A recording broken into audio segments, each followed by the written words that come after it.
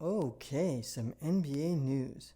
The Boston Celtics have decided to extend the guy who has a Dallas skyline tattooed on his forearm, Marcus motherfucking Smart. Yep, the Boston Celtics have extended Marcus Smart for 4 years, $77.1 million. All guaranteed, even with a trade kicker. Now that's a huge, practically my penis, huge raise. So let's take a look and find out who the fuck is Marcus Smart. Marcus Smart is a player that was drafted by the Boston Celtics. Played in Oklahoma, really known as a grit and grind defensive guy. Even though he doesn't play in Memphis, I'm using grit and grind because, hell, that's him. Through his career with Boston, he's been what they call a situational starter. He's also been a defensive stopper. Now, these are two good things, but they're usually not what's associated with a max contract. The Celtics must have been looking at other teams, I figure. Looking at the Miami Heat, who are shoring up their defense with players like PJ Tucker fresh off his championship, Kyle Lowry from Toronto, Dwayne Dedmon from a late signing last year. They must be looking at also Toronto. They lost Kyle Lowry, but they got Precious Achiuwa.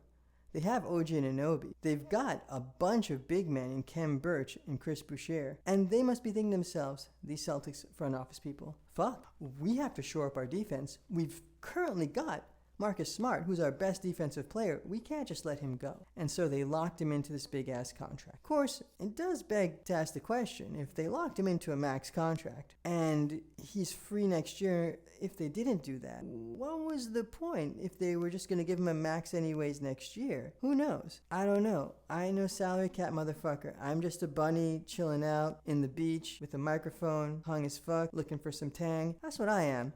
I'm not Larry fucking Coon. Okay. So back to the signing. How does this signing compare to the Tim Hardaway Jr. signing? Because both those guys are incomplete guards. Both of those guys signed about 4 years, $20 million deals. Actually, $1 or $2 million underneath those, but close enough. And both of these guys are around the same age.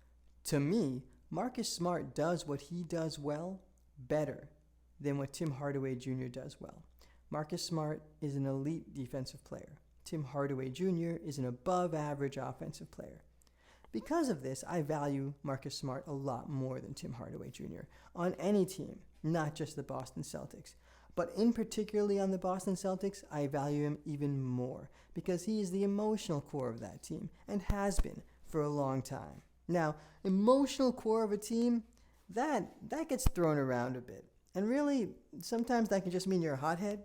Sometimes it can mean you're a person the players actually rally around. With Marcus Smart, only the players in the locker room know exactly which one he is. So the Celtics essentially get their emotional core in his prime on a contract that is, for today's NBA, maybe fair to a little bit above average. And they also get flexibility to sign Jason Tatum and Jaylen Brown, the players that actually matter, in the future. Well, Marcus Smart, you secured that bag. In Boston, you got yourself a potential trade chip. Overall, I'd give this trade, well, hell. I'd give it a 42 North, 71 West. Figure it out.